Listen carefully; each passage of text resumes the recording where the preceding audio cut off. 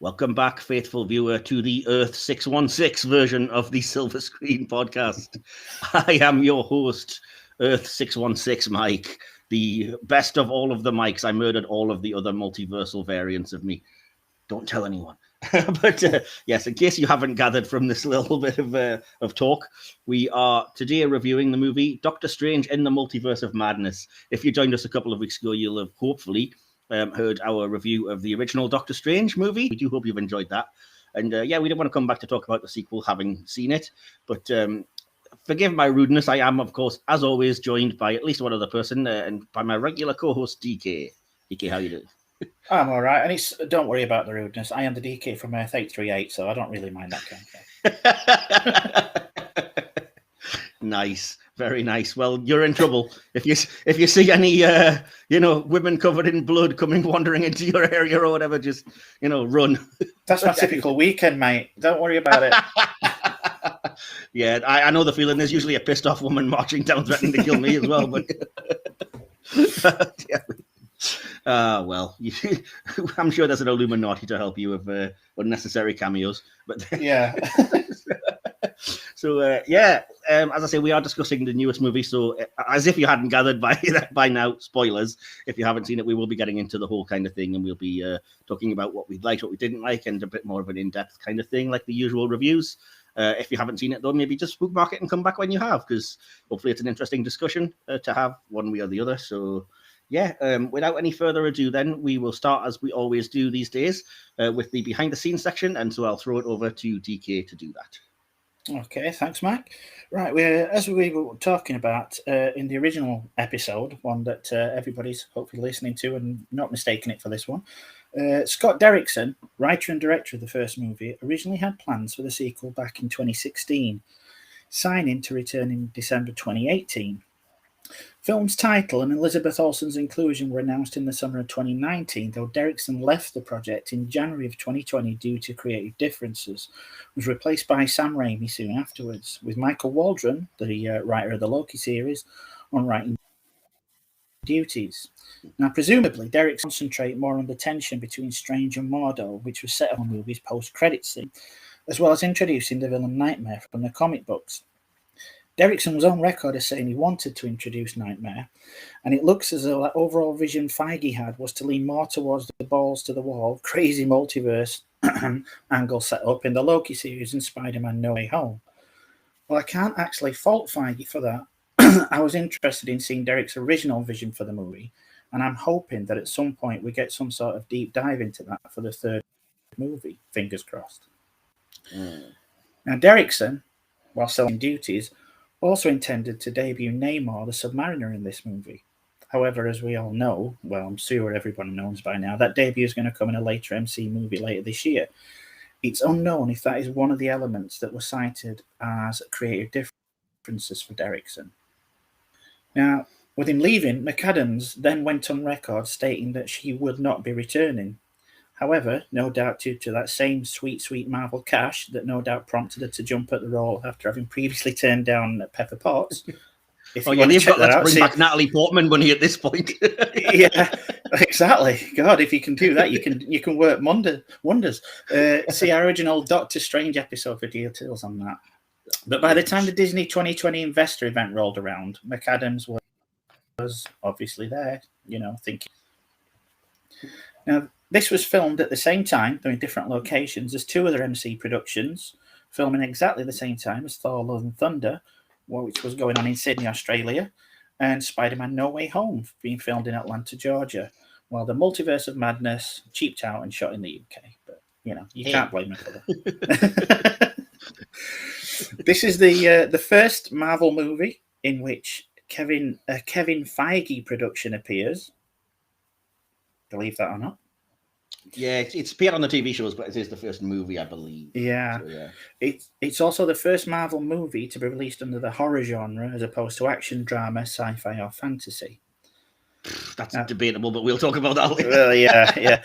Now, Benedict Cumberbatch grew a goatee for this movie instead of having a fake one glued on like he did in previous appearances of the character. I had no idea that was fake previously. I didn't. I'm wondering, well, obviously, if they filmed this at the same time as No Way Home, was the No Way Home one real? or was that a fake? Oh yeah. So yeah. Also, how was he traveling back and forth from Atlanta to England at the time? I mean, it's not the just just role in No Way Home. But... No, I presume he just went over for like a couple of days shooting and then flew back. Oh, fair enough. So, nice work if you can get it. Yeah, quite. Yeah. Now, the movie's been banned in Saudi Arabia, Kuwait, and Egypt. This is allegedly down to the 12-second scene that features America Chavez's family. Marvel refused to cut said scene, prompting the ban. So, good for Marvel on that. Definitely, because it could easily have been cut by the looks of it, because it is just literally the whole "I've got two mums" kind of thing. But I'm pleased that Marvel were like, no, why should we cut it? So, exactly. I mean, it's not as outrageous a demand as, in China with the Statue of Liberty scene from No Way Home. I mean, that's pushing things a bit. But a 12-second cut, it's neither here nor there. But I'm proud of Marvel for standing up to get some LGBTQ inclusion in there. Now, Raimi recently gave an interview in which he said that the original cut of the movie was around 40 minutes longer than the theatrical runtime, even with reshoots. I know, hinting that some of the reported cameos originally slated to appear could have been cut, just like Donna Strange in the first Strange movie, who is referenced in this one. Oh, yes, I did think about that, yeah. Yeah, and extended plot lines for the characters, that we did end up with. However, it's doubtful that most, if any, of these missing minutes will be seen at a later date, as was the case with Age of Ultron. And finally, one for the comic nerds. Official MCU guides until this point, the MCU takes place on Earth 199999. Yeah, yep. Though in the movie it's designated Earth 616, which is that the bugs official the crap out of me. Of the official Marvel comic book universe. Now, eagle-eyed comic book fans out there will no doubt have noticed several references to number 616 throughout the history of the MCU. And MCU producer Nate Moore labelled it officially as 616 only recently. Though for the continuity obsessed among you, I say among you, that includes me, where this leaves the MCU in relation to the actual Marvel Universe is anyone's guess. Yeah, it's such a weird, poor decision, especially when you've already established that you can have universes that are like animated or any kind of different mediums. To then say that there are now two Earth 616s is just... It was done. It was assigned. It had a number. Why didn't you just leave it? Yeah, it seems a little strange. But we are only comic book guy. Yeah, it's clearly just to be like, we are the superior, we are as good as the original, and we are the same thing. But it's not, is it? No. If you're doing a multiverse, just come on. Anyway, at least kudos to Marvel, as I've always said. This has nothing to do with the movie, but I've always loved the very fact that Marvel had a look at DC being like, we are Earth 1 and 2, and was like, 616. There's infinite. Why would we be 1 and 2? We can do better than that. Yeah. And in all fairness, when it comes to the cinematic universes, they're not wrong. Yeah, well, true. No worries. Yeah, well, as I was saying, sorry, we are kind of doing the reviews a little bit differently now. So instead of going chronologically, not least because we've only seen the film once, we're not going scene by scene, hitting every beat. It's kind of just going to be a general discussion about things like acting, directing, etc. In categories like that, and then we can hopefully touch on things through there, and then at the end, always mention anything that we wanted to touch upon that didn't get talked about. So the very first thing that I have written down here, the first section I have is for the acting. So just before I jump in, because I don't want to completely mothball over this here, did you have any kind of thoughts on the acting that you wanted to share, DK? And we can maybe agree or disagree with some of the things. I will say, if my computer starts working, forgive my pronunciation, I've got Chiti Gomez as America. It's such a weird pronunciation because it leaves out most of the letters. It's something like Sochi, which is like, It's nothing like it's written. Apologies if she's listening. I doubt if she will listen, but apologies anyway. I wasn't aware of that. But I actually found her really good throughout this. I actually wanted to see more of America throughout this. I thought the acting, for most of it, was pretty good. It was decent. I mean, Cumberbatch and Olsen, they were both good in their roles. Benedict Wong, really good. There were just a couple of parts that every now and again, it kind of, I don't know if it was down to the direction, it kind of strayed into soap opera territory for me. Like what, for example?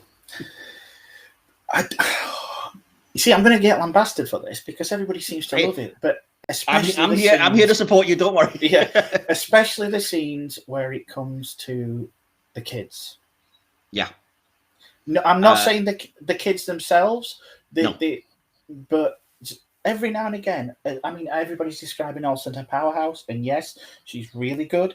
But every now and again, I did kind of get a Days of Our Lives vibe from her. I was not anywhere near as impressed with her in this movie as I was during WandaVision. And I don't know whether that's writing or direction, or she was overworked, or it was because she literally went straight from one to the other. But I really struggled to connect with the character in the movie when I had connected easily with her and like she'd broken my heart in the TV show, and I was obsessed with that show and that performance, and I thought she was brilliant. And then here it was just kind of like, I'm really struggling. And it just seemed like a lot of the time she was coming off as bratty instead of like understandable or believable. I mean, it's one thing that they completely ignored the character development of WandaVision anyway, because any lesson she learned about like dealing with grief from the loss of vision and stuff was completely abandoned. And I've seen people that others have made that criticism as well as me, and people have responded, "Oh, you idiot! She was possessed by the Darkhold." Yeah, they said, well, that in the pre-credit sequence, she was corrupted, and you just think, okay, but it was a very one-note character compared to WandaVision until the end, until when you got to the emotional core of it, with where she was facing the variant of the children. I still found it flat. I was just watching thinking I really should be like weeping here and feeling something, but I'm just not. Do you know what I mean? It's just like, I don't know if it's even because like I'm that annoying person that's like, you've pushed it too far. I mean, people were already complaining about the events of WandaVision and like, how could you be a good guy after that, no matter what kind of thing? And it's like, at the end of this movie, when she has the nerve to say to the kids, like, I would never harm anyone. I was like, bitch, you murdered half of Camartage and an entire Illuminati. You've killed everyone. You've like terminated your way across the multiverse. You can't legitimately be like, I would never hurt anyone. Shut up. I mean, there was a part halfway through where I just thought, she cannot come back from this. The character's irredeemable. And yes, you did have that feeling, I'm flashing forward ahead with the whole Professor X bit.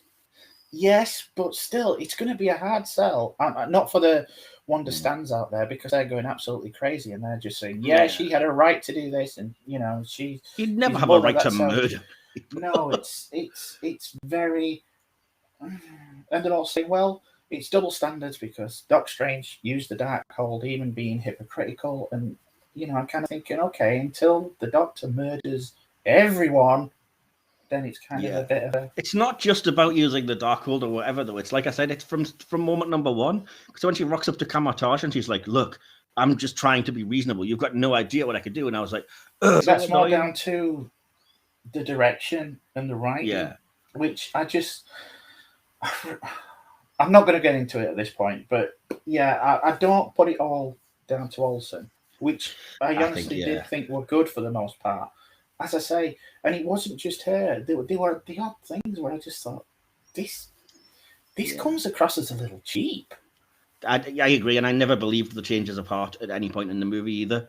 So even when the big moment came at the end, when it was like, oh, now I have... Because for starters, it was exactly what they said at the start of the movie, which was like, look, it's another person. You've got to open up. What would your kids think? And then that was the ultimate solution in the end anyway, which was kind of like, well... Why did we have to spend 2 hours getting it to that exact point and sacrifice so many people?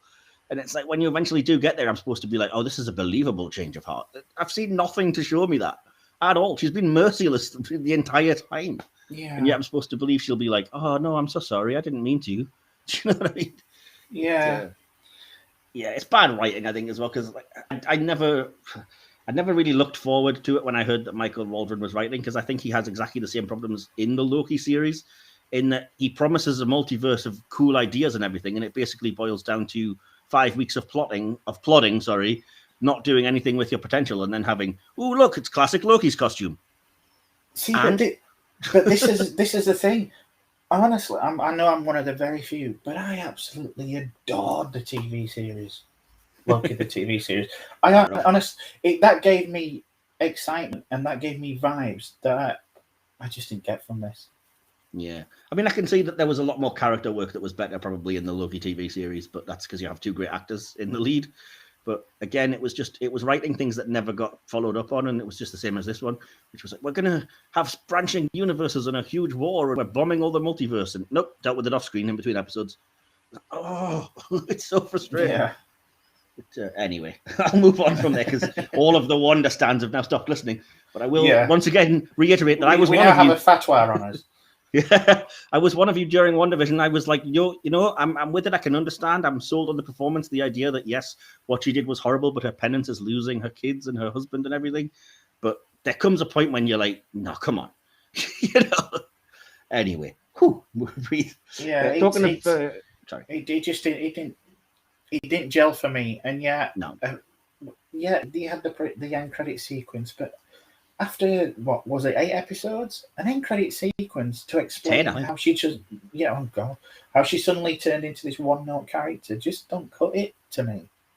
Yeah, and plus you can't just not show us that. If you're going to do a corruption thing, then either do something where she would appear like zombie-fied, or show us it gradually happening so that you could invest in it.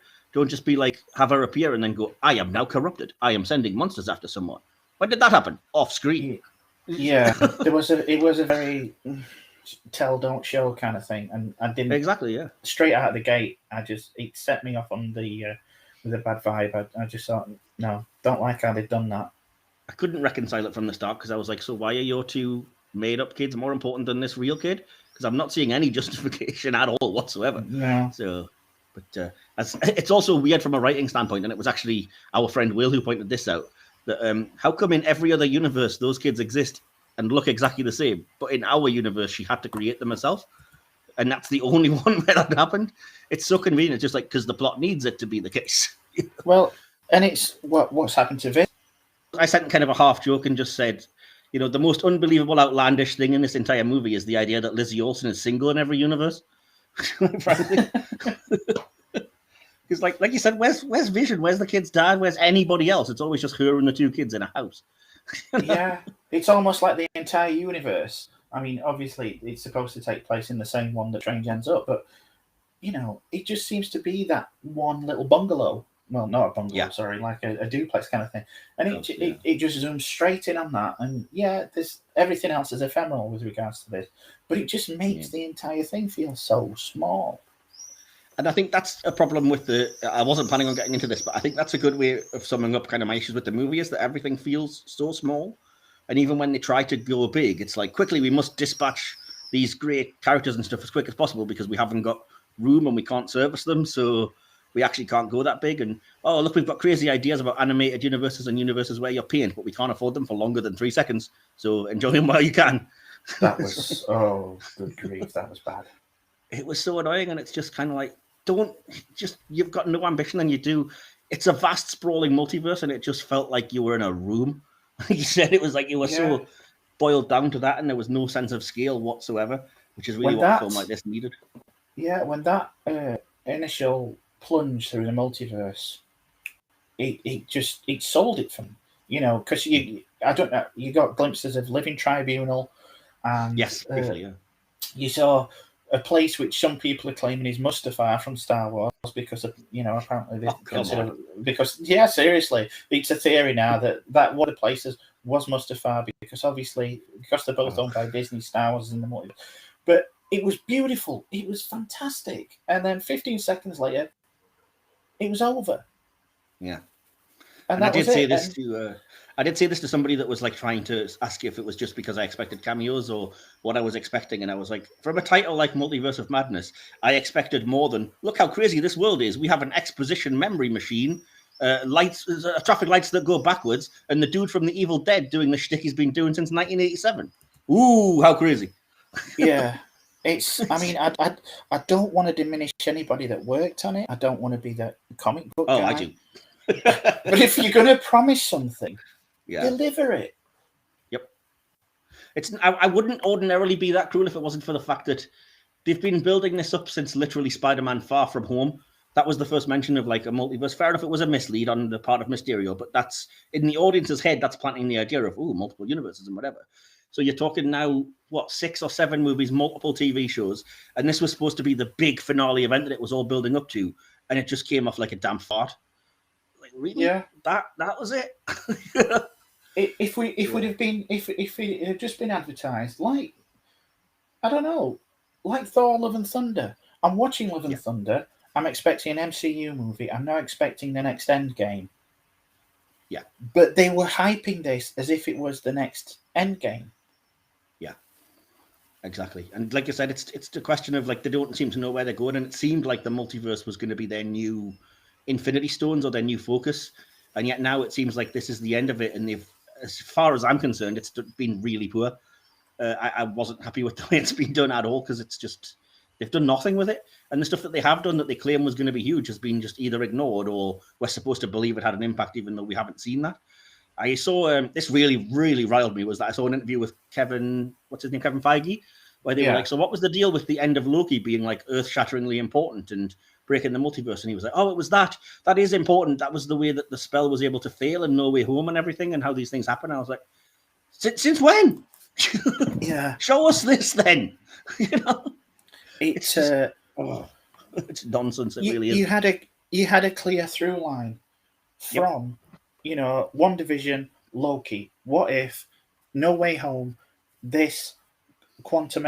I don't have that much hope for Quantumania now, to be honest, because if everything else has just fizzled, and this was supposed to be the linchpin of the entire kind of saga. Well, the quantum realm isn't the multiverse, so we shouldn't have to rely on that to tie up a completely different thread. No, but it harks back to the end of Loki, and obviously something has to, because nothing has so far. And they've got a second season of that show, haven't they? Yeah, but it just leaves me wondering, with the exception of Wanda's got kids, are the TV series important whatsoever? Someone could go in and watch this movie, and you could say, "Oh well, but you saw Captain Carter in What If?" Okay, it's obviously not Wasn't that the same Captain one. Carter. Yeah, who cares? It could just be anyone. Yep. And that was my issue with all of the cameos, is that they're expecting me to get excited about, like, oh, wow, look, a version of Reed Richards I've never met before and won't again because you killed him. Why should I care? You know what I mean? It's just, like, I don't just get, I mean, I'm an easy mark, don't get me wrong, but I don't just get excited by you going, ooh, look, character Okay, they're gone now. Yeah. I mean, I know we've jumped ahead here from kind of the act to the writing. Sorry, we went a bit off, but that's the point of the loose format, I guess, isn't it? Yeah. And I know that there were some people out there just posting absolute bullshit, and people were believing it. Like, we've got Tom, the superior Iron Man, and Deadpool, and the Hulk was going to be in it at one point, and all the Spider-Men were back. And, we're gonna have Tobey Maguire again. People were saying Ghost Rider and stuff like that, and at that point, I was thinking, okay, people are building this up, so no one's actually interested in the plot. People are just going to see this for cameos. And that's not how it should be. I remember saying that in the original Doctor Strange thing. But how they've done it is even the cameos that were there are just redundant. This is the first time I've thought this, so bear with me as I try to form the cogent thought. But they Ralph Boned us in that they showed us something that would have been like, oh, wow, it's so cool if this turns out to be Quicksilver, played by the same actor. Nope, not them. Doesn't matter. I could have I kind of lived with that, though. That was just, it was childish, but yeah, it's there. But it's the same thing. It falls flat as a reveal at the end of that one episode if you know the truth, which is that it's completely irrelevant, and it's relying on your knowledge of these characters when it shouldn't have to give you some kind of emotional weight. If I've never seen an X-Man cartoon or film or whatever, and Patrick Stewart turns up to the strains of am I bothered? Or do I just sit there going, okay, what's this old man going to do? Oh, no, man, he's dead. Yeah. I mean, to some extent, it is the same as people were letting their imaginations get ahead of them, like they did in WandaVision with, oh, there's a fly on the curtain, it's Mephisto, everything. But, God, I can't. I think the film seemed a little bit like it was missing a draft where it needed an actual bigger villain than Wanda to have been behind everything. And I know that's controversial because the comics kind of did that, because, as you said, there's no way to redeem the Scarlet Witch once you've done the Avengers Disassembled House of M thing. So the comic solution was to then come out of nowhere and be like, turns out it was Dr. Doom all along. Yeah. And I was like, oh. But you're not going to get that here. Really... I would rather they had a bigger villain and reveal it as it's the Darkhold, but it was Nightmare using it to get to her, to manipulate her to actually open the multiverse and claim power or something. I mean, they could in the third one. You know what? It's especially with that end credit sequence. But what we got, we were promised a whirlwind of reality hopping. Instead, we had 15 seconds, and then dumped in what turned out to be obviously it was a very pretty dimension, but it were also pretty insipid. Yeah. It wasn't that different. Like I said, the fact that the film, it was insulting that the film goes to great pains to go, red means go here? Whoa. And I'm like, come on. Am I supposed to act like this is the most bizarre thing I've ever seen? It's kind of like something you'd expect from a Bill and Ted movie. Or just a really low budget attempt to do the multiverse. Like you said, like they haven't got millions of quid or whatever, so it's just like we'll use the same street, but we'll just say the traffic lights go different. You know? Yeah. I was just gonna say the sheer cheek as well of just using. You have the multiverse there. You could do anything with it, and you use it for exposition. We need to know the character's thoughts. So in this universe, you have a thing where apparently you have to pay for to have your memories read and viewed, but then you also don't pay. It's just so stupid. Yeah. It's that is only there so that you can see America Chavez's backstory. There's no reason for it in the story. It stops the story dead. She stands on it for no character reason whatsoever. It's just literally so that you can go, yo, audience, this is why she's important. Exactly. Everything feels like forced moments. There's no natural development of these characters. There's no natural development for any of the characters, bar Strange and Wanda. And even Wanda, in my opinion, is pushing it. Yeah, and I agree with what you said in regards that I think Xochitl Gomez is a fantastic actor with a lot of promise and hopefully a lot of good things ahead of her. But she was given nothing in this movie. She's a living MacGuffin. She's a prop. Yeah. So I felt bad for her because it was like they're giving her nothing to do. Well, this is what I'm saying. I like her as an actress. I would like to see more of her, but you know, apart from what. When you think of she how did cool seem those to be powers damsel are, in distress for the most part. Oh, completely. And I mean, she's on the run, but come on, we need more than you're doing a disservice to the character and the actress. Completely. That's my point. Is that you could replace her with an object that did the same thing. Like I don't know. There's this tablet that opens the multiverse, and Wanda wants to get it, and we have to protect it, and it won't change the movie one jot. No. It would be exactly the same. But I think you could say that about most of the characters. You could definitely say about the Illuminati. And for poor Rintra in Camouflage. That was one thing I was going to mention later on because I have a real bee in my bonnet about that character. What was the point? Yep. I know absolutely nothing about that character. And why are they there? What's the point? Sell Funkos. That's the only thing I can think of because, there's a Funko of Rintra. Great. Who's Rintra? He's this new character in Multiverse of Madness. Oh, there he is. Oh, and he's gone. Yep.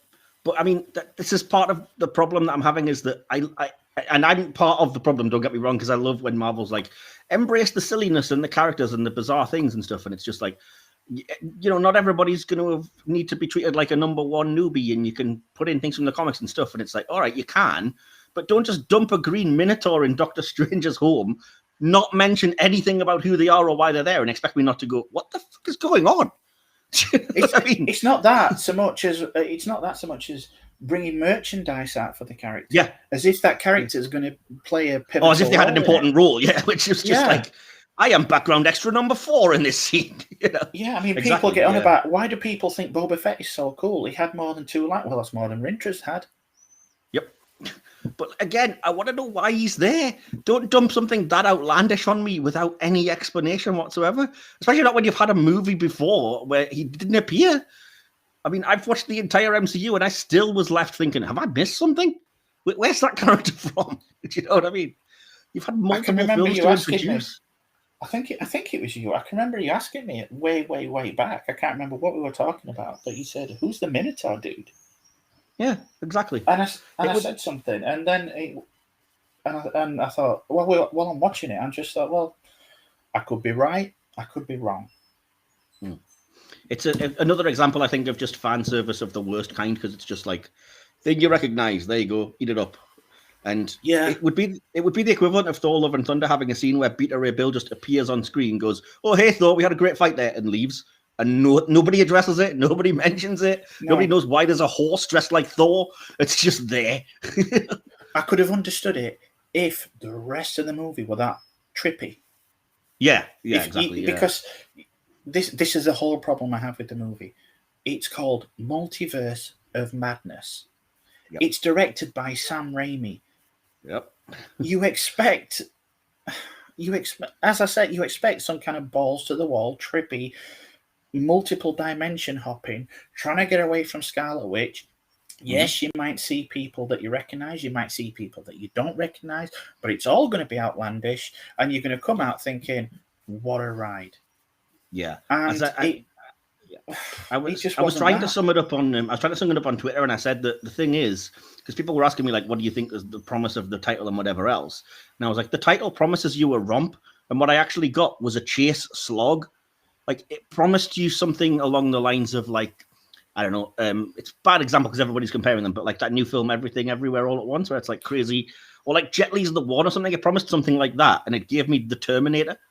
It was like, it's an embarrassment when, like I said, Marvel and Disney are supposed to be like the number one leading thing with all of the money in the world and the best of ideas, and yet this multiverse concept has been done better by, off the top of my head, the Ninja Turtles, the Power Rangers, DC Comics on television, 1,000 other movies that have done a better job of it.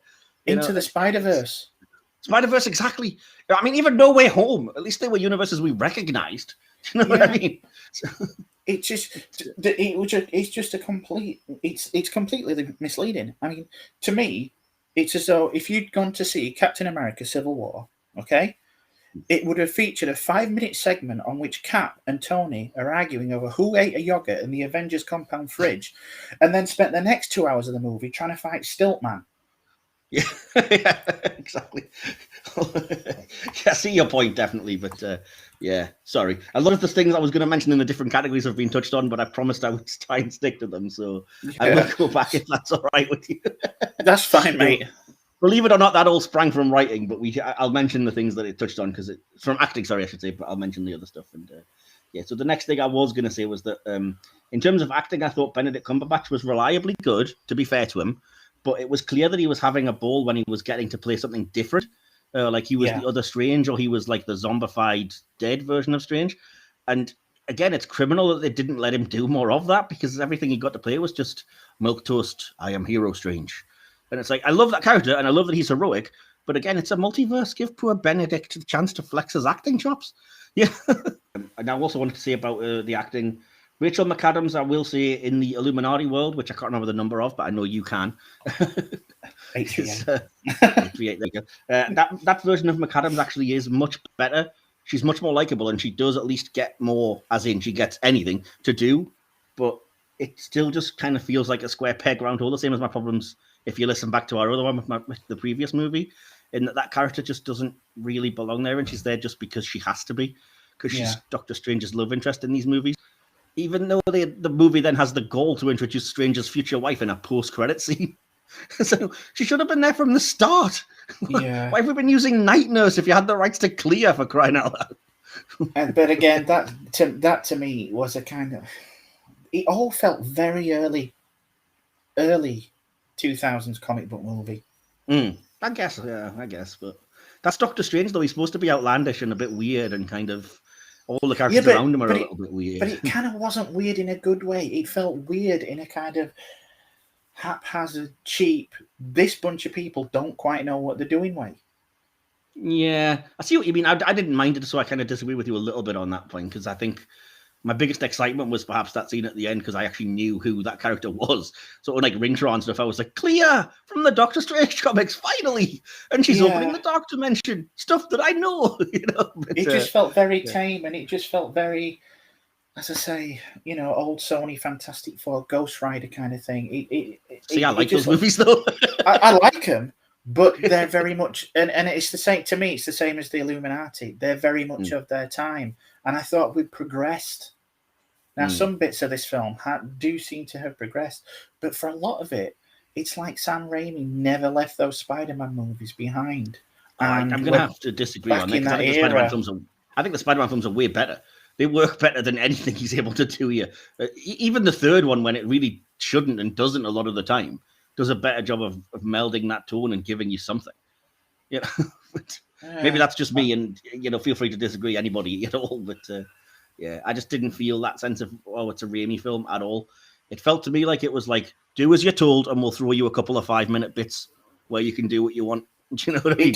It did feel like a Raimi, but as someone said online, it sometimes felt more Spider-Man 3 Raimi than Evil Dead Raimi. Well, yeah, which is my point, because there's a lot of Spider-Man 3 which you can tell is like, look, the studio needs you to do this, so just do. Talking about good actors and stuff, we've mentioned this a lot in our previous Doctor Strange Warden review, so I won't go too far into it, but it was criminal that they completely wasted Chiwetel Ejiofor again. Oh, yeah. The thing is, you were saying it's not addressed, but again, my biggest issue, it is addressed, but it all happened off screen, because I was this close to screaming at the screen, and like I think I was like, I almost whispered it a bit too loudly, and somebody looked at me in the cinema, because there's that scene when he goes like, "Oh, I'm on my guard because the mortar of my universe has sworn to kill me. I'm his ultimate enemy," and I just went, "Since when? Yeah, we never saw that."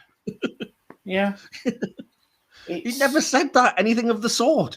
So either something's happened off screen again, or you're talking crap.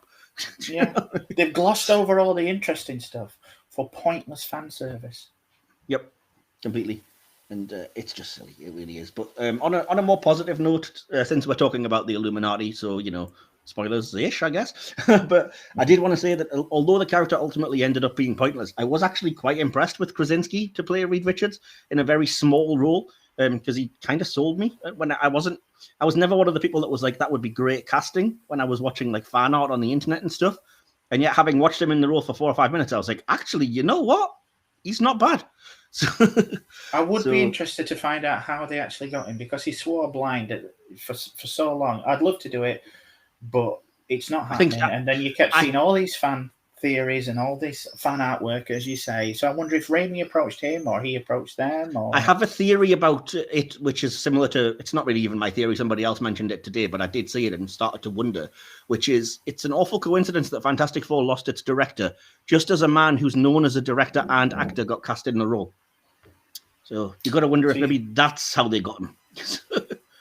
Oh, so you're thinking there could have been a deal set up as I think it could have been this character and you can direct it. Yeah. Come and play Mr. Fantastic for us, and we'll let you direct the movie. I mean, wouldn't you? That's quite. That would be quite savvy, actually. I could really get on board with that. We're going back to Illuminati. It was amazing to see him.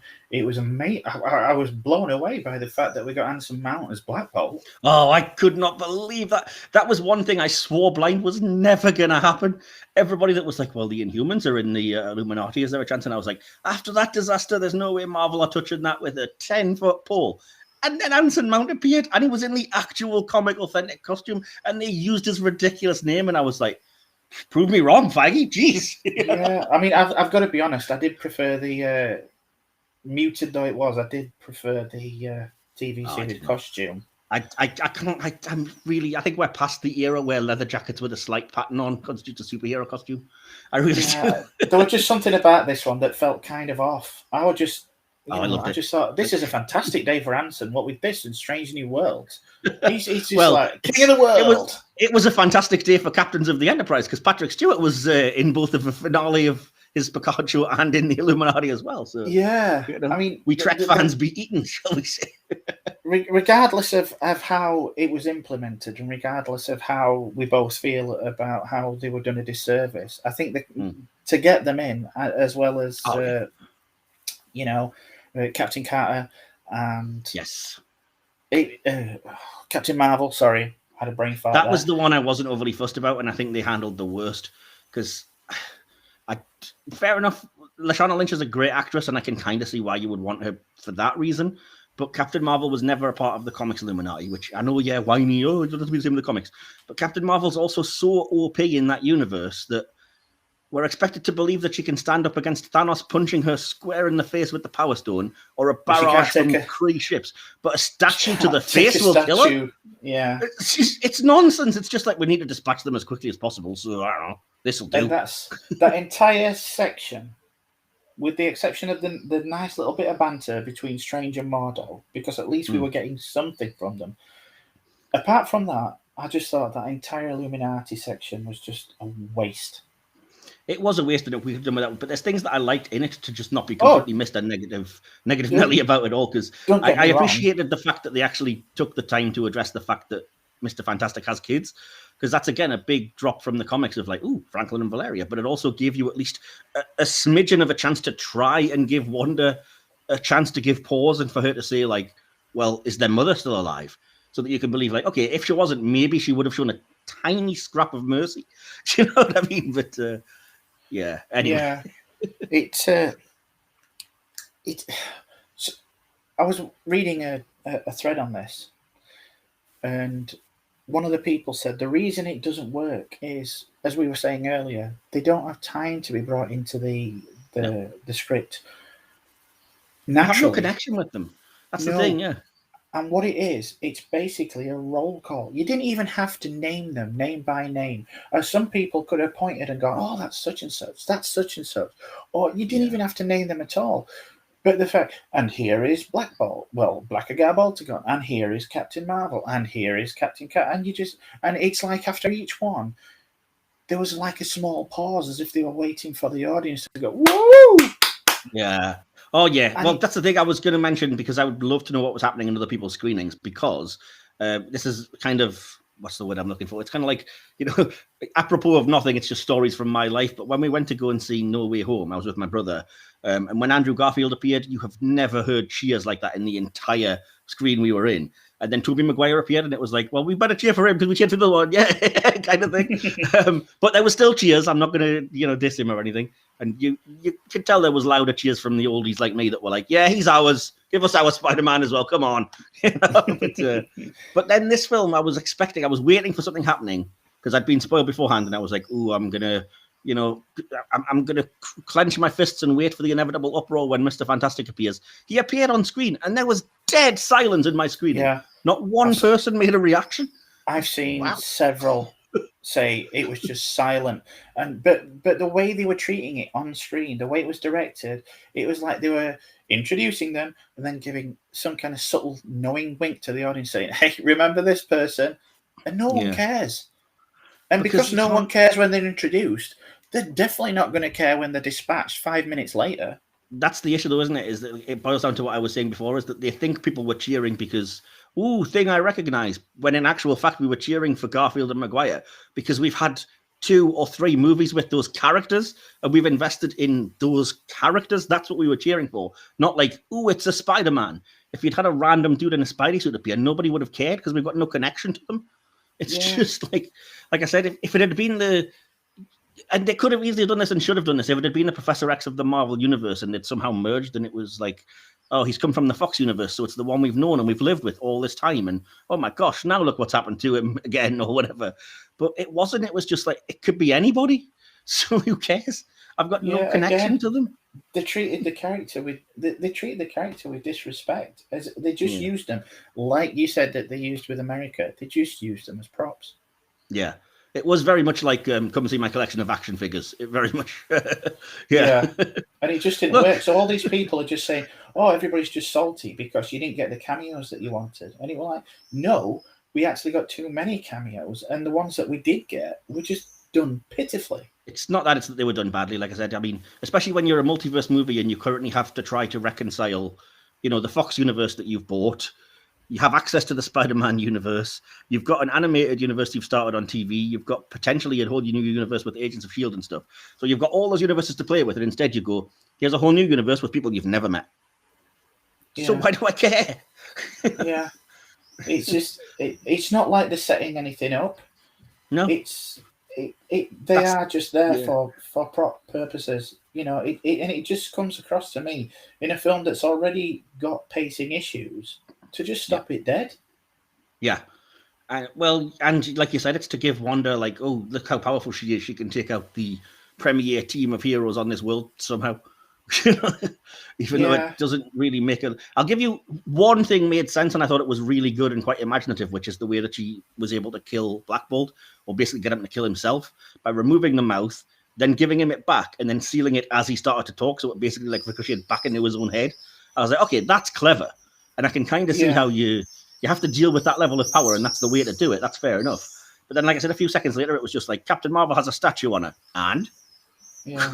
That killed him, Reed Richards is string cheese. When it comes to people like him, you're going into a film now, when they do eventually do the MCU, thinking, this guy's a bit of a twerp. He would dispatched in no time at all. His power set's rubbish. Yep. So you're kind of demeaning the character before you even introduce him. Exactly.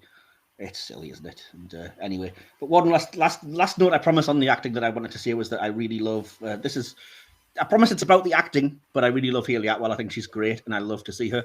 And I can't believe there's so many people that hate Captain Carter or Peggy Carter as a character, because I'm seeing a lot of it online, and I'm like, I don't agree with this. I love this character. Next section that I had was writing, but I've kind of touched on basically all of this in our rant.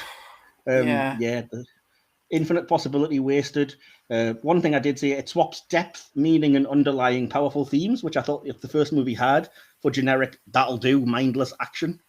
Which I was like, yep, it kind of does. It's like, as I was saying to Will, to one of our friends, I was like, you can disagree with me about my love for the first Doctor Strange film if you want, but you can't deny that there's a message that they're trying to get over there. The whole, it's not about you and you're allowed to fail, and there's stuff that it's saying that matters. And yet, what is the underlying message of this film? Because the only one I can find is, bitches be crazy. Yeah, it's. I mean, you can kind of see that they're saying, it's about a mother and a search for children, hence the MOM acronym. But I will. It doesn't work so much when you make that character a one-note character and only kind of show them some vulnerability right at the end. Yes, I don't think that was handled very well, but I can see your point, and I concede that. But I did also read, which I'm just remembering, so apologies, it's popping into my head, that I read somebody that said, wow, the reason that Doctor Strange is so protective of America isn't just that he's a good guy, it's that he's making up for the guilt he feels about the loss of his younger sister, and that if it can protect America, somehow it'll make up for not being able to protect her. And I was like, that's gorgeous. Where was that in the film then? You know what I mean? Because I didn't get that. Now talking about direction, and I will say that, again, we touched on it, but there was more fanfare for not just the Spider-Mans, but it was quite telling for me that I saw this on the same day that I watched the Moon Knight season 2 finale, season 1 finale, sorry. And I genuinely got more enthused and excited for the arrival of Scarlet Scarab, a character whose name I didn't know 2 days ago, than I did for the arrival of Reed Richards in this movie. Yeah. I was like, you're doing something wrong because there's no gravitas to it. I also thought it was kind of criminal how bad the CGI was in places. Like, some of it was worse than Spider-Man 1 and 2 level. Definitely. This is another thing I was going to say. You expect a certain look from Raimi, but you don't expect the technical aspect to be like it was in the first Evil Dead. And that, to me, is what came across sometimes. He looked incredibly cheap. I mean, just basic stuff. And getting down to the direction, yes, I know reshoots are a thing.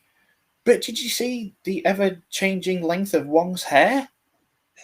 Oh, I've got a worse one than that. And it was somebody brought it up on Twitter, and I hate them for doing it. And I was resistant to it, but they are absolutely right, because I was like, it's not going to be in the movie, because it was in a preview clip they were released. But if you happen to find the preview clip, it's at the very start of the fight with Gargantos, bargain basement Hugh McGrath, where he first appears and he basically like throws something at Strange, and Strange like gears up the magical shields or whatever. The same guy runs past Doctor Strange 4 times in a row. And it's like, how did nobody notice this? It's one guy with a briefcase that screams and runs past him 4 times.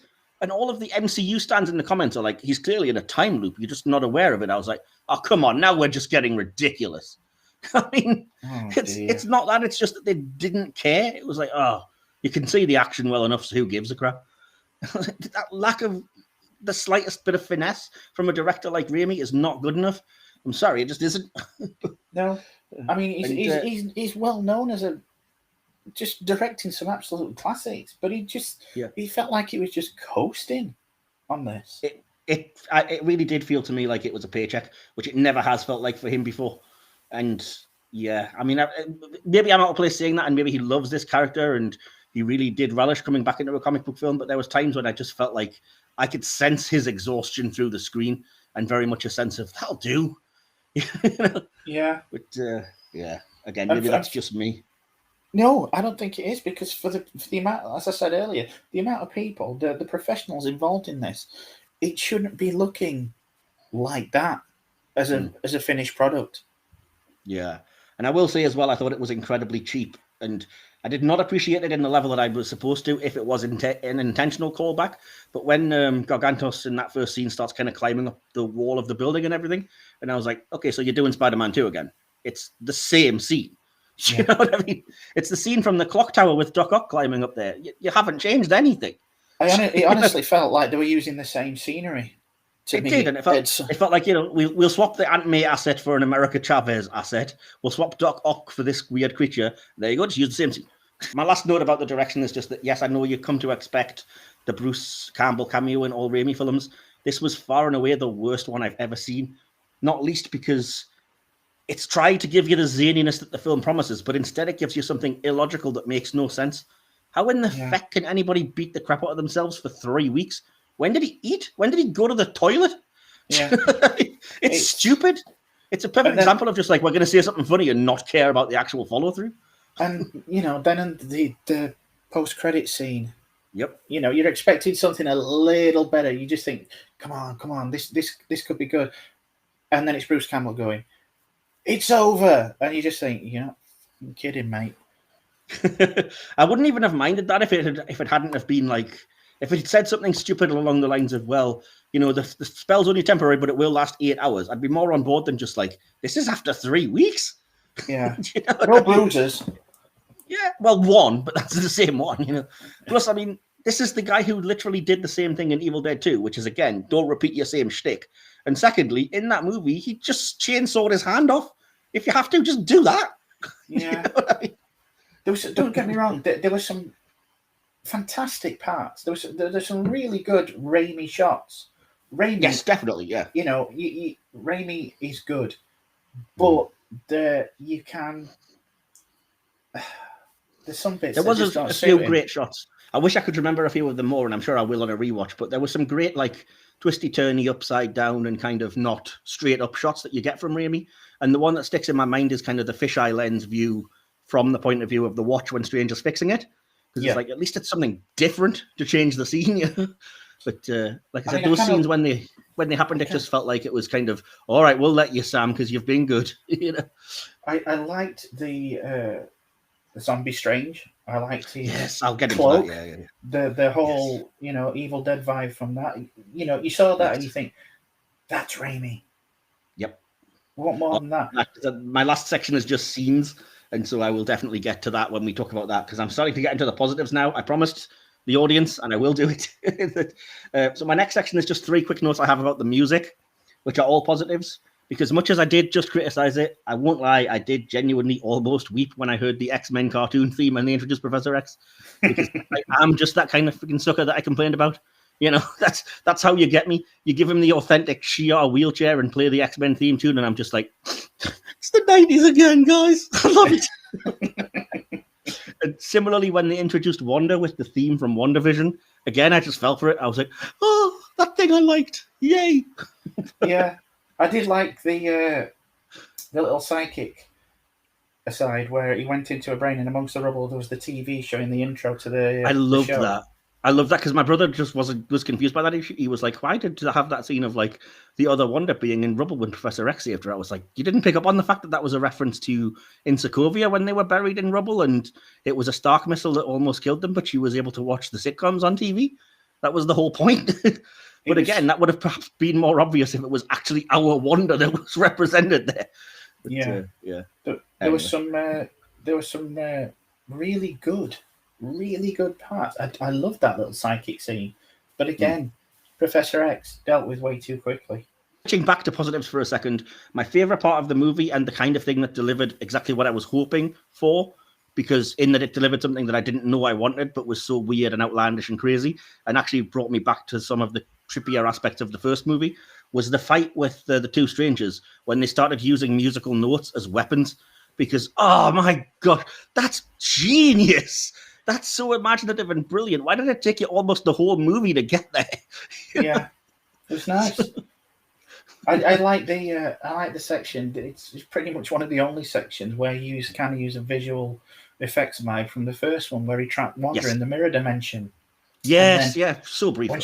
When she comes out of it, you know, like kind of mutilated, and you just think, "Holy shit!" Yeah, there was a few kind of like hands rising from the grave type Raimi scenes that I appreciated as well. Not least the actual corpse, obviously, when it came up. But yeah, that was very Evil Dead deliberately, I think, wasn't it? So. But was it just me? Why would anybody have buried a corpse in the roof of a building? I thought it was like a garden roof they had, like a lot of these New Yorkers have. They have like the same way that we have like plant pots outside on the window ledges and stuff. They often have like a little mini greenhouse or whatever at the top of the building. But still, I just thought, all right, there's a bunch of people living here. I'll just bury it in the roof. But it wasn't just anywhere. It was the Sanctum Sanctorum. It wasn't just a random house. Yeah, but still, it just struck me as a bit, what? You could have buried anywhere. At least bury it where there's protection spells. You couldn't have just like opened a pocket dimension and just chucked it in and say, yeah, dumb ammo. Logically speaking, he would have just burned it, but he needed it for the end of the film, so that didn't happen. Well, again, but it's making decisions that the plot is relying on for no other reason. Yep. But that's the film, isn't it? I'm trying to be positive. You're not helping. I know. I really did enjoy this film, audience. I'm sorry. My next thing I was going to talk about was just individual scenes that we haven't really talked about. And as I said, I've mentioned already, I love the musical notes fight. I thought it was actually the kind of thing that you would have expected from these movies, and uses the character and the tone and everything perfectly. Like you already mentioned, possessing the corpse and using the souls of the damned as a cape and stuff is fantastic. It's really cool. It's almost got nothing to do with the multiverse at all, but at least it's really cool and looks great. It's more like that would have really helped the movie, I felt. Definitely. But I will say this, from the way everybody's going on about it, like, how did this film get a 12 rating? It wasn't scary, I thought, anyway, and I'm quite a wuss. I was like, is this really supposedly really terrifying for people? I mean, maybe if I was a kid. A couple of jump scares, but, A couple of jump scare moments, like you mentioned, like Wanda busting through and stuff and crawling after him, like Exorcist style and stuff, were perhaps a little jarring, but people are going on about this, like, Dead Strange and the Souls of the Dead thing is like, this is the most terrifying thing I've ever seen. I was like, you need to watch more horror films. Yeah, they've definitely never watched. They've definitely never watched Evil Dead. You see, when that happened, I just thought, this is Raimi. I wish it had taken him not so long to get to it, and it was a beautiful scene. Well, exactly. In relatively speaking. Definitely. My last section was just about MCU connections, but again, I've talked a few about them. But I will give, because I'm looking for praise here, so I will say one of the things I've said with praise is that I do like the actually acknowledged Infinity War, and that Doctor Strange made that choice, and the world at large seems to know that. Because again, it was way too brief, and I would have liked to see more of it. But seeing, what's his name, Nico, actually address Doctor Strange and be like, I lost, cats or whatever, because it's got to be a joke. But I lost stuff during this snap. Was it really the only choice you had? To ultimately then, sticking the knife in with just like, so you got to be the hero and you saved everything, but still didn't get the girl. Still didn't get the girl, yeah. That's fascinating. Why don't do more of that? Do character work, You see, I think if it had been Derrickson that stuck with it, you would have had more of that. Oh, yeah. I mean, like I said, I read an interview where Derrickson said, and I think this might be the reason he left, was that immediately after the first one, he was interviewed and says, if I do the second one, I want it to focus on Mordo. I want it to bring back Pangborn. And I want to kind of delve into these characters a lot more. And then, like I said, that's basically the opposite of what you got in Multiverse of Madness. Yeah. So it's a shame. I can see why he left if that was the case. But, what was I going to say? It was nice that they did briefly mention the events of No Way Home, but I couldn't help but it really felt to me like they had to shuffle the order, and that was a quick reshoot that they had to chuck in to acknowledge that it happened. If that makes sense, because it kind of felt obvious to me throughout this film that Spider-Man No Way Home shouldn't have happened yet. Yeah, and you've got people arguing on the internet now. I saw one today who was just saying it looks like they have no plan as to where this is going. Yep. So we said that. There were a bunch of people having a tirade at him. And it's just saying, why do they have to have a plan? These are just movies. But you can't say that when you're basing one movie off a TV series which has been based on another movie. Not just that, like you said, as I said to you again in kind of private chat one night, was that they not only do they not seem like they have an idea, it feels like they're just chucking shit at the wall and seeing what sticks, because they've set up everything from Young Avengers to Thunderbolts / Dark Avengers to the multiverse to the quantum realm to any number of other things, and yet they've developed none of them. It's a very strange way of marketing it. And as you said in the chat the other night, I mean, should it have ended with Endgame? Mm-hmm. I'll get to that because I've made polls and I have results to give everyone on that one. Oh yeah, I made some Twitter polls to see what people thought, and sometimes people are with us, and occasionally we're in the minority. We definitely are in the vast minority with people who all thought the multiverse thing was handled well. I don't see it, but what the heck? The majority seem to. No, it's we're a couple of old farts, so if they loved it, more power to them. Yeah. Just one last positive, though, before I get to the character moment line. I did like the kind of references to comic book lore that weren't like so confusing and baffling as to throw you out. So it was nice to know that we had a reference to Mount Wundagore that we finally got to see. And the kind of that it was the Lovecraft guy who created the Darkhold and everything and these cool temples and stuff. But again, it's just kind of a shame we didn't do more with it. And I will remain bitter to this very day and till the very day I draw my last breath that we are ignoring the fact that the Darkhold was crucial to Agents of S.H.I.E.L.D. Season 4, the single best season of television Marvel have produced. Definitely. So, address it. Never mind. I would my rant for the day. Do you know, I would say it's as relevant to Multiverse of Madness as WandaVision. Yeah, well, it would be if they mentioned it. Yeah. It's going to be weird anyway, though, because they seem like they've destroyed the actual Darkhold and the version where it's just carved into the mountains. But the Darkhold is how you get like vampires and stuff in the universe, which they're going to have to do for Blade and stuff. So either they're going to have to immediately backtrack on what they've done, like whoopsie, or like they've ruined an opportunity to do something like that. Or, she's going to come back. She signed it. Oh, I'm annoyed enough about that. That was my other issue, which I should have mentioned. I just lost past was that literally nothing in this movie ends. It doesn't matter. The way of dealing with Wanda is stupid because we all know she's fine. So that's not given a conclusion. Strange isn't given a conclusion because he defeats his evil self, then becomes his evil self, and that's addressed like a joke. Yeah, so there's no ending to anything. I was saying this to someone online because they said, well, it resolved the problems. It resolved everything set up in WandaVision. I said, well, it hasn't really. The kids are still out there. Wanda's not dead. Strange has got a third eye now. And, well, obviously he's in pain 1 minute and then the next minute he's just happily walking down the street with a scarf on. But none of it's resolved. There just seems to be... And the fact that they had the nerve to leave all that open and then introduce another plot with the introduction of Clea, it's like, finish the plots you've got before you give us a new one. Do you know what I mean? Yeah. Not only have they abandoned like Mordo and all that stuff, but now they've left all this wide open. And it's just like, give us any kind of conclusion, But, yeah. Anyway. It just seemed...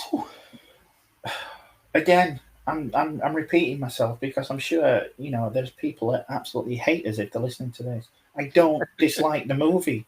I just think it has some not great decisions, and it definitely shouldn't have been advertised the way it was. No, it shouldn't have, definitely. Giving it that kind of title was a promise that they didn't deliver. But I'll move us on to the sort of penultimate-ish section then and just ask, and I'll ask you first, DK, you know what I'm going to say. What was your favourite character, moment, and line in the movie? And we'll start with your favourite character. I think it's going to be America. I think she's got fantastic potential, and we might not have seen it in this, but the very little development that we did get from her, she was an incredibly likable character, and I want to see more of her because I'm not, to be honest, apart from a couple of issues, I'm not that familiar with America from the comic books. Yeah, that's true. That's fair enough, actually. Yeah. I certainly don't disagree. As I say, I think my issue with not picking her was just that she's too much of a MacGuffin as opposed to a character. But again, like you said, what that actress did with what little she was given was pretty good. And I'm intrigued to see more. I certainly wouldn't be averse to it. So that's got to be a good sign. No, I just said nobody really stands out in this film, and they really should in terms of character. But I guess I'll go for Strange because at least he's the most noble, heroic, and in character, at least till the very end. So, yeah. So what was your favorite moment in the movie? Are we talking moment or line? If it's moment first, and then we'll go line. Moment or scene, I should say, really. It's a toss-up. Yeah, I know I've gone on about it. The zombie Strange at the end, but I think rather than that, I'm going to go through for the 15 seconds where we actually saw the multiverse. Because that was trippy. It was beautiful, and I just wanted more of that. Mine is very similar because, again, if you've watched the Doctor Strange review, you'll know the kind of things that appeal to us, listener. Anyway, but on a similar note, I said my favorite moment was the musical notes fight because to me, it's the closest this film got to the ambition and imagination of the visuals from the first movie, because at least it did something. So Yeah. I thought I really liked that, and I dug that was. I felt that in a lot more of a powerful way, because it's visuals and it's coupled with music and it looks cool and it's outlandish. So yeah, that was my favorite moment. So what was your favorite? Sorry, just addressing, that's one thing I don't like, the fact that we mentioned it with regards to the first Doctor Strange. The visuals were beautiful in that one, and the ones in this were just brutal. They look really amateurish in some bits, and I know that's Raimi's shtick, but it was so jarring. It's weird because it comes back to something Will said in that other review, in that even No Way Home did a really great scene using the mirror universe thing, and here we got one very brief thing about trying to trap Wanda, and then that was it. It was like they forgot they had that power. I know you couldn't keep relying on it because obviously he used it once and she busted out of it, but it would have been nice to just see a bit more of that rather than the usual fare. Yeah. Anyway. But so what was your favorite line, if you had one? I do like you break the rules and become a hero. I'll do it and become the enemy. That hardly seems fair. The way she delivers that line is just beautiful. I have an issue with that because it turns out it's not referring to what we thought it was referring to. Yeah, she's referring to him like handing the time stone to Thanos, which wasn't breaking any rules. If she'd actually been referring back to the whole Spider-Man thing, fair enough, but she's not.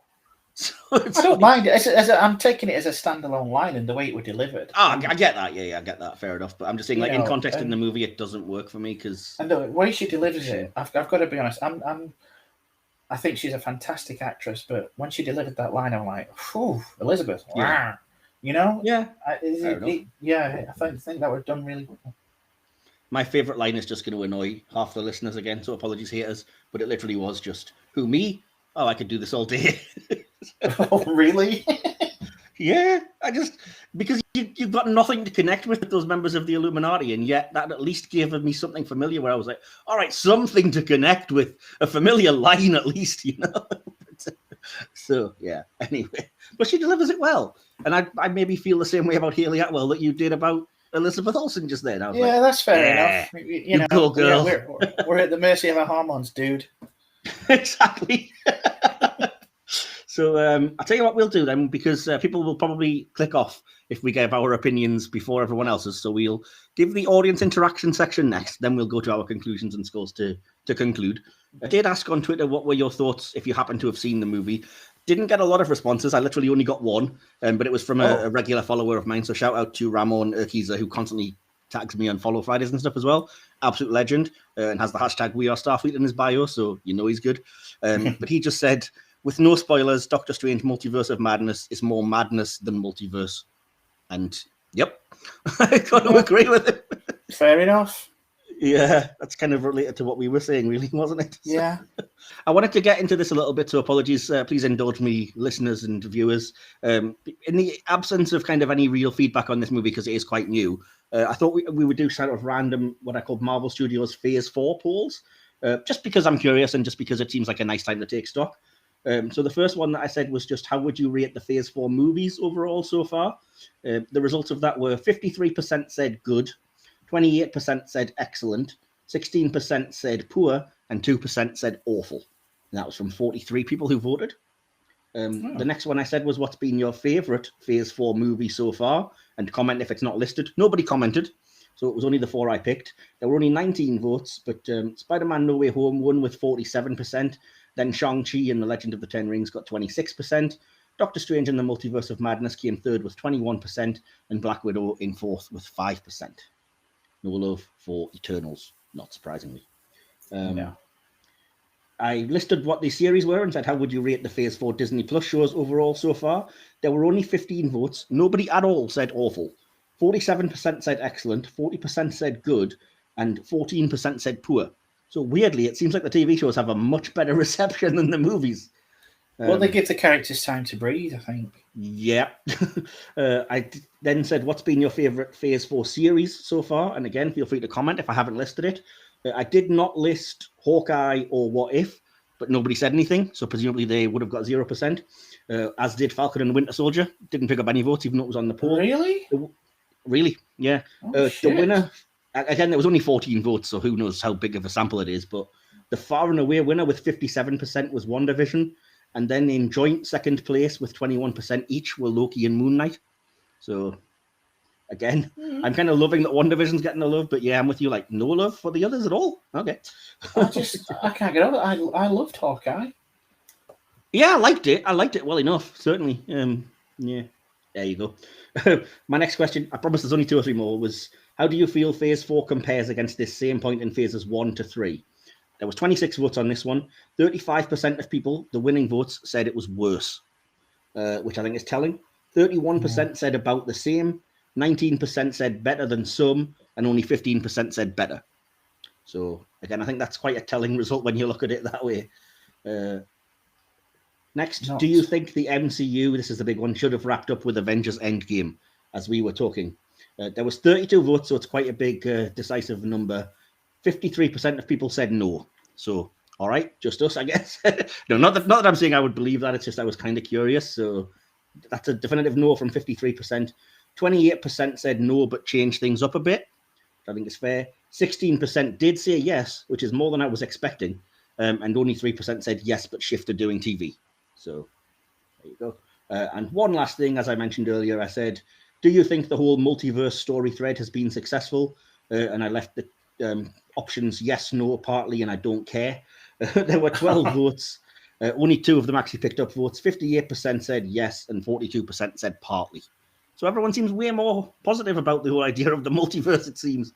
Maybe it's just us that feel like they haven't really done it justice, but there you go. A lot of people maybe I don't know if it's because we know what potential it has, and we know some of the characters that are there. I mean, I was waiting absolutely ages for Kang to come into this universe, and he's there, and they're kind of touching in it. And I know you're not going to see him really until Quantumania, but you just think you've got such a good character there. He should have had more of an impact. As you say, they're throwing stuff against the wall, seeing what sticks, and as a result, some really good characters aren't getting the exposure that I think they deserve. Yeah. I do beg your pardon. I have found a couple of other things about. They weren't directly at me, but they were just other Twitter opinions on the movie that I had saved to share. So I might as well because they were kind of around about the same way. The first one is by Cine K or Mayank Nailwall, who says, "Dang, Doctor Strange is a bad film. It's visually refreshing and never boring, briskly paced, and has some fun bits. Performances are great, but it's all over the place. The tone constantly shifts between a typical MCU versus Raimi film. The cameos are insulting, and there's no madness." Christ. Yeah. So what do you think? One of my favourite critics, who I find myself agreeing with, not all the time, but certainly quite a lot, is a guy called Dan Murrell, who you should all follow on YouTube and Twitter. He's at Murrell Dan, and he just said, "While it has some great parts, I found the whole of Multiverse of Madness to be a messy MCU centerpiece with empty reveals and continued inconsistency in characterizations. Lots of folks seem to love this movie, but I'm sadly not one of them." That's almost word for word the kind of thing I wanted to be able to express, but didn't quite have the level of gravitas to do so, or lucidity, shall we say. It's been a very divisive movie, which you wouldn't expect from not Doctor seeming Strange. like it was going to be, yeah. It started out seeming like we were in the minority and there was just a lot of positivity towards it, but it's certainly got more mixed as time has gone by. I think it's word of mouth, and I think it's more and more people that are seeing it and thinking this is not what we were promised. And again, it's not to say it's a bad movie. It's just I think people were expecting too much or were led to believe too much. And apparently Feige said that in the trailers they showed too much because apparently he doesn't have overall. He's not overall in charge of that department anymore. So maybe they'll learn something from this. It does, to some extent, seem to have been the whole WandaVision writ large, in which in which half of the audience are going, it's going to reveal this character, it's going to reveal that character, and they're saying we never actually promised that. Yeah. Oh, well. The last thing I wanted to do before we give our conclusions and score then is just to give... I mentioned to you off air earlier, but I happen to have access to Will Templar's Letterboxd, who's kind of the patron saint of the channel, who comes on quite often with us. So his review is longer than I thought it was going to be, but he says, this film is a blast. Here you guys will understand eventually. And Raimi injects some incredible Raimiisms into this, but my word, there are logical problems with the plot from base one. 2 words, Wanda's children. This is Will talking, by the way, before anybody comes for me. Speaking of which, I hope I never see Julian Hilliard and Jet Klein on screen again. They are truly dreadful child actors. Dude, they're so good in other stuff, I promise. I've seen them in other stuff. Initially, I thought, here, that was a dream sequence, okay. Now I understand that was a bit weird. Then it juggled the idea that different universes are seen through dreams, an interesting meaty concept, and those dream sequences suddenly became real, which, based on what it showed, ties into the plot being, to quote one of the top reviews of this movie, held together with rubber bands and duct tape, coupled with some James Gunn-esque CGI sequences, editing that fails to flip tones well in any shape or form, scenes that descend into absurdity, evident lack of cues or actor direction in some scenes, resulting in half-baked performances from Benedict and Elizabeth in moments, a meandering plot around the middle that had a few people dotted around the theatre checking the time, which, by the way, my brother did as well, annoying as heck. And the screams they dubbed over Xochitl Gomez, those would be my negatives. Conversely, the film evolves from a CGI mess into a decent enough but ultimately fun adventure that goes all over the place, not necessarily across the multiverse at large, but more so with how wacky it is, the ideas that the film crams in, the occasional fantastic shot, and the constant stakes and threat level, albeit from dumb Wanda motivations, which by the end was quite well done. There are surprise appearances that I was unbeknownst to which were cool, and their action sequences were neat enough. Not as much of a horror film as you might have heard, but there were a couple of moments that made members of the audience go, shit, including myself once, and one jump scare that was effective on me. But I appreciated this turn for the MCU. But again, it's not much of a horror film because it is the MCU. I must admit I did contemplate a higher rating, but then I actually thought about the plot a bit more, and I thought, hey, wait a minute. And Will gave the film 2.5 stars. So that's out of 5, by the way. So that was Will's score for the movie. We're not counting that towards the podcast score because he's not here, but I just wanted to share his opinion anyway because it's always interesting to get another point of view. I should have probably saved at least 1 or 2 positive reviews, but it doesn't seem like I found many, so apologies. Did you want to give your conclusion and score first, or would you rather I go first? Go for it, man. Okay. My conclusion is this, and sorry, it's quite long. In a word, disappointing. The title promises a couple of things, and whilst you do get some serviceable PG/12 rated Lovecraftian moments, there's none of the zany, fun, imaginative stuff that the multiverse gives you potential for. It's not a romp, it's a survivalist slog of a chase movie, and that's my biggest issue, wasted potential. The multiverse gives you free rein to be as wild and unique as possible, but the lack of imagination here is criminal. There are some great moments where Raimi gets to show his style, and they are good, but they feel at odds with the overall tone rather than part of it, in the way that, for example, his Spider-Man movies integrated it seamlessly. The cameos are pointless fan service, but it is still an undeniable thrill as a fanish geek to see characters that seemed impossible not long ago. Again, though, it's shallow and they're treated like an inconvenience to be quickly dispatched. Overall, it's probably a mid-tier film that feels worse because the potential really shouldn't let it be as dull and uninspired as it sometimes is. Enjoyable, familiar characters and tone, some good action, some brilliant, some limp. Enough for a pleasant watch divorced of expectations in future, but it absolutely promised and should have been so much more. And I also went with 2.5 stars out of 5. So, yes, it got a 2.5 from me. Oh. So, the moment of truth, then your conclusion and score, and will you be kinder than any of the rest of us? Okay, right.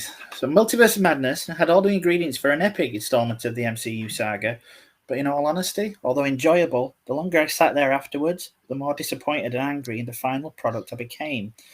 Even disregarding the rumour mill and taking it for what it was, it didn't live up to the hype surrounding it. In my opinion, the actors, and let's be honest, the actors in this should have knocked it out of the park, were wasted. The scripting was place, and any reveals that hadn't been ruined months in advance were so meagre as to warrant a shrug. As we discussed in our original Strange review, the entire premise building up to the movie's release was what surprises the audience had in store. But without a solid grounding and a well thought out story, that entire thing is meaningless. But even disregarding that fact, almost nothing about the movie that came from this warranted even the merest fraction of the hype around those surprises. It's left me feeling for the first time in the history of the MCU that I don't really care what happens to the characters. I will watch it again upon digital or home release, so it's likely my views toward it could warm with time, but as it stands now, I don't hate the movie, but I don't love it. And after the first movie, I so wanted to love it. As it stands, it's just kind of there. It's run of the mill and feels more like an early 2000s superhero flick, which in this day and age just isn't good enough. And for what it could have been, it's such a disappointment. It's enjoyable for what it is, but for what it could have been, it's a waste.